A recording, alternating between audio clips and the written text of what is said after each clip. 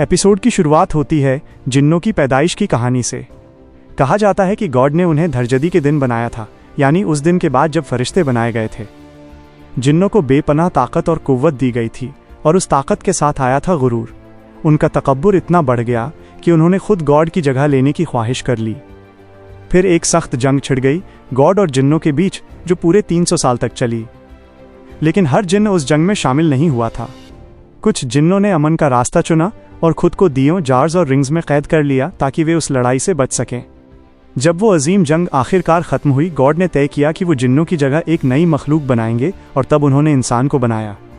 उस पल से इंसान बन गए गॉड की चुनी हुई मखलूक। गॉड ने हुक्म दिया कि अब सभी फरिश्ते और जिन्न इंसानों के आगे झुकेंगे। हर कोई मान गया सिवाय एक जिन्न के। वो जिन्न झुकने से इनकार कर देता है। सज़ा के तौर पर गॉड उसे जन्नत से निकाल देते हैं और जहन्नुम में फेंक देते हैं। उसे ऐसी सज़ा देंगे जो जहन्नुम से भी बदतर होगी। यहीं से शुरू होता है उस जिन्न की रूह का सफ़र।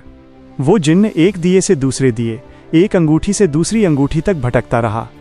हर बार जो भी उसे आज़ाद करता, उसे वो 3 ख्वाहिशें पूरी करने वाली वही पाक रूह समझता था जिसके बारे में गॉड ने कहा था। और उसी पल गॉड ने उस जिन्न को उसकी सज़ा दी। उसे ज़मीन के गहरे नीचे एक दिए के अंदर हमेशा के लिए कैद कर दिया गया। सदियों तक वो जिन्न वहीं रहा। उसने कई इंसानों को देखा। अब हम मिलते हैं कायं से, एक जवान लड़की जो अपनी दादी के साथ रहती है। उसकी माँ ने उसे बचपन में छोड़ दिया था और तब से उसकी परवरिश सिर्फ उसकी दादी ने की थी।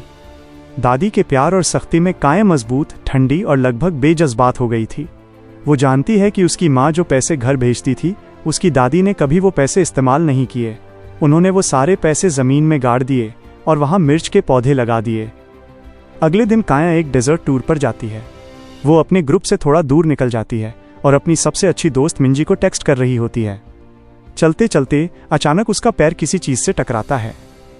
वो रेत में दबा हुआ एक पुराना, धूल से भरा दिया होता है। गुस्से में कायं उस दिए को ज़ोर ज़ोर से झटकती है, जैसे अपने अंदर का सारा दर्द और गुस्सा उसी पर निकाल रही हो। लेकिन तभी कुछ धुआं बाहर आता है। इब्लीस, जो लगभग 983 साल से कैद था। इब्लीस अपना तारुफ परिचय देता है और बताता है कि उसने उसे आज़ाद किया है, लेकिन कायं उसे पागल समझकर वहाँ से चली जाती है।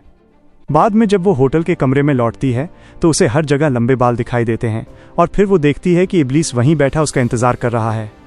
वो उसे अपनी कहानी बताता है कि कैसे उस छोटी लड़की की पाक रूह ने उसे कैद किया था और कैसे उसने गॉड से एक और मौका मांगा था। गॉड ने उसे मौका तो दिया, लेकिन शर्त के साथ, अगर वो उसी रूह के पुनर्जन्म को ढूंढकर उसे भ्रष्ट कर दे। इब्लीस को पहले लगा था कि वो उस आत्मा से मिल पाएगा, इससे पहले कि वो जवान हो, लेकिन इस बार वो रूह फिर से जन्म ले चुकी थी कायं के रूप में, और अब कायं ने ही उसे उस दिए से आज़ाद किया था। अब बस उसे 3 ख्वाहिशें मांगनी थीं और इब्लीस साबित कर सकता था कि वो भी एक आम स्वार्थी इंसान की तरह है। आखिर में कायं को एक नया ख्याल आता है। वो इब्लीस से पूछती है, क्या तुम सच में उड़ सकते हो? इब्लीस मुस्कुराता है और उसे दुबई की सबसे ऊंची इमारत की छत पर ले जाता है, लेकिन कायं इम्प्रेस नहीं होती। वो अचानक उसे धक्का दे देती है। कायं कोई ख्वाहिश नहीं मांगती, उल्टा कायं उसकी आंखों में देखकर जोर से हंसने लगती है। इब्लीस उसे देखता रह जाता है, हैरान और थोड़ा सा विचलित। शायद पहली बार उसने किसी ऐसे इंसान को देखा था जो उसकी समझ से परे था, और यहीं से उनकी अजीब दोस्ती शुरू होती है। इब्लीस को पता चल गया कि कायं वही रूह थी जिसने उसे 983 साल पहले उस दिए में कैद किया था, लेकिन अब वो पहले से भी ज़्यादा पेचीदा, जटिल हो चुकी थी, ज़्यादा मजबूत, ज़्यादा समझदार और भ्रष्ट। ऑनलाइन एक शिकायत कंप्लेंट फाइल करता है कि एक ताकतवर पावरफुल जिनको मार्वल और डिज्नी कैरेक्टर। इब्लीस को इतना गुस्सा आता है कि वो पूरे कैफे की बिजली उड़ा देता है। अगली सुबह कायं अपनी नई कार लेकर काम पर निकलती है। उसकी दादी खेत में काम कर रही होती है और एक पड़ोसी से गुरूर गर्व से कहती है, वो देखो, मेरी पोता है। वर्कर्स को जाने की इजाज़त थी ताकि ग्राहकों को आकर्षित किया जा सके। उसी वक्त कायं और इब्लीस वहां खरीदारी करने पहुंचते हैं। उसी चिराग लैंप की लड़ाई जैसा खेल है। वो सारे सिक्के हार जाता है, फिर भी जीत नहीं पाता। निराश होकर वो कें के पास थोड़े पैसे उधार ले लिए थे। ये सुनकर कें का पारा चढ़ जाता है। जब रात के खाने डिनर के समय मिंजी पानी लेने के लिए जाती है, तुमने ये पिन अपनी तीसरी इच्छा के रूप में क्यों नहीं मांगी? कायं जवाब देती है, क्योंकि मैं जानती हूँ कि जैसे ही मेरी 3 इच्छाएं पूरी होंगी तुम मुझे मार दोगे।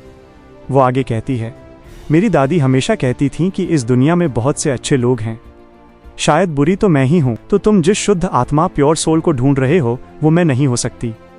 ये सुनकर इब्लिस मुस्कुराता है, लेकिन हार नहीं मानता। वो इस चुनौती को पूरे आत्मविश्वास के साथ स्वीकार करता है, ये यकीन करते हुए कि वो ज़रूर जीतेगा। होली लग रही थी, लेकिन इब्लिस का मानना था कि हर इंसान के अंदर कहीं न कहीं स्वार्थ मतलब छिपा होता है, बस सही समय आने का इंतजार। और इब्लिस उसे 5वां और आखिरी उम्मीदवार घोषित कर देता है। इब्लिस आत्मविश्वास से खड़ा होकर कहता है, इंसान अपनी असली पहचान तब दिखाते हैं जब उन्हें कुछ हासिल करने की उम्मीद होती है। मैं साबित कर दूंगा कि हर एक इंसान स्वार्थी मतलबी है। काया हल्के से मुस्कुराती है और पूछती है, और मेरी इच्छा विश के बारे में क्या सोचते हो? इब्लिस उसे घूरता है और ठंडे लहजे में कहता है, तुम एक साइको हो। तुमने सिर्फ एक इच्छा में 4 इंसानों और एक जानवर को पहले ही भ्रष्ट बुरा कर दिया है। तुम मुझसे भी ज्यादा खतरनाक हो। वो उसे याद दिलाता है कि वो कौन है, -1 बुरा जिन जिसे कई लोग शैतान के नाम से जानते हैं। कायम का सपना और उसे खुद पर शक होने लगता है। वो सोचने लगता है कि शायद उसे इस जन्म में काये को नहीं हराना चाहिए। वो धीरे से बुदबुदाता है, शायद मैं उसे अगले जन्म में भ्रष्ट कर दूं। और वो थोड़ी राहत पाने के लिए उड़कर सागर की ओर निकल जाता है। Plan fail. लेकिन यह प्लान तुरंत फेल हो जाता है, क्योंकि काया को जल्दी ही पता चल जाता है कि साद और इब्लिस पहले से एक दूसरे को जानते हैं। पिछली जिंदगी का रहस्य।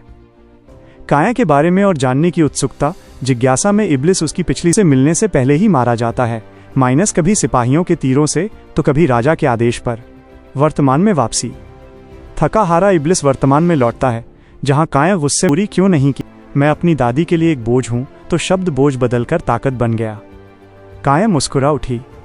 उसे एहसास हुआ कि वो अपनी दादी का बोझ नहीं बल्कि को परेशान करते थे, जब तक कि काया ने उसके लिए खड़े होकर को मेहनत करने के लिए प्रेरित किया था, जिसकी वजह से आज मिंजी एक सफल डेंटिस्ट बनी। शहर में अपडेट।